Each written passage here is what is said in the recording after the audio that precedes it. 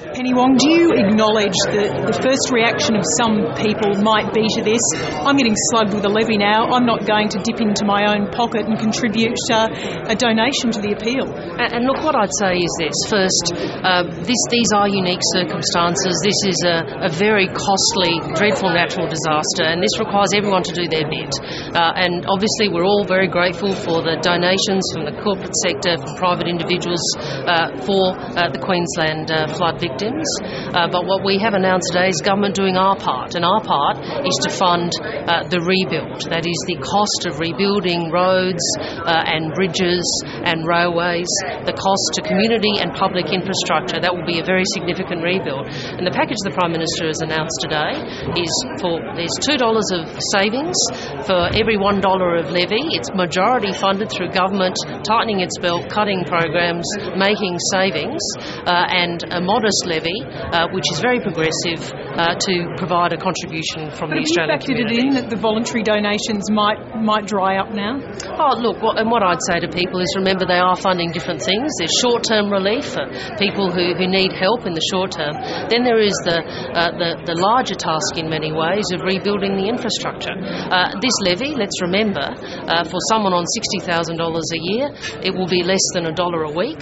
For someone on $100,000, it will be less than $5 a week. So we've been very conscious when we were designing this levy to make sure it was progressive, that people on higher incomes pay proportionately more, and also that the levy was modest, that more of the burden was borne through spending cuts in the budget than in the levy. Now, you are targeting higher income earners deliberately with this.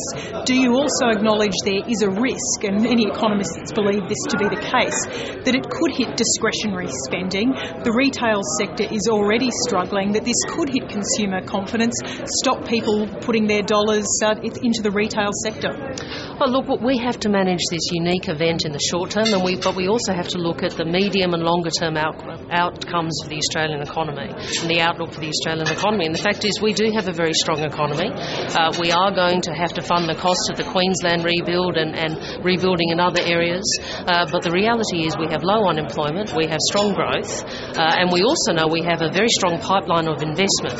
So we do believe it's important to make the decisions we've made today, savings cuts, rephasing infrastructure so that we recognise that there are capacity constraints. We've got to make room in our economy, both in terms of funds but also in terms of tradespeople, to do this rebuild, and of course a modest levy. Now, a number of schemes have been axed as part of this. Were they duds anyway? Things like Cash for Clunkers, a good excuse to get rid of a dud program? Well, I think the issue here is that we have made very clear, the Prime Minister's made very clear since the election that this is the year we want to deliver a carbon price. We know that a carbon price is the most efficient way of changing our economy to become a more low-polluting economy. And we've been very conscious to look very closely at government programs to consider what is the best value for money for taxpayers. These aren't easy decisions, I acknowledge that, and I acknowledge there will be some people who won't like some of the decisions today, and what I'd say to them is these are the sorts of hard decisions the government has to make when confronted with these unique circumstances. The Prime Minister said she's had a word to the independents in the lower house, let them know what's coming. Have you done the numbers in the Senate? Have you been in touch with Senator Xenophon, Senator Fielding, the Greens? As the Prime Minister said, we have announced this package.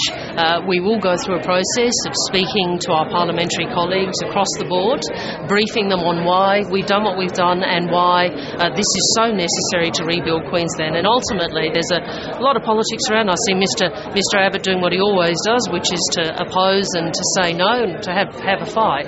But fundamentally, the question is this: do we want to rebuild Queensland? If we do, and we all do, how do we fund it, and what's the best way forward? Are you confident you will carry the numbers in both houses?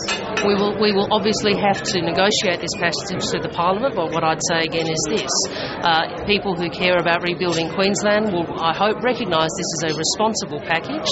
This is a sensible package. It's both fiscally responsible and economically responsible. And just finally, the Prime Minister didn't quite answer this about where the buck would stop on this. We know, of course, when some of the spending started to go awry, that Minister Garrett really came under the pump when it came to the insulation scheme. Are you going to be that person if money is misspent, if it goes astray, if it is rorting? Does that come back to you as Finance Minister? I think, what the Prime Minister was saying is we've got in place a structure between the state and the federal government, headed by Major General Slater, to make sure we look very carefully at how these dollars are being spent. So I think her point was we do have accountability arrangements between the governments. We're very conscious of the importance of value for money. In fact, it's one of the reasons why we wanted to rephase infrastructure, because we know you can't do everything at once, and if you try and do everything at once, you're likely to put up the price.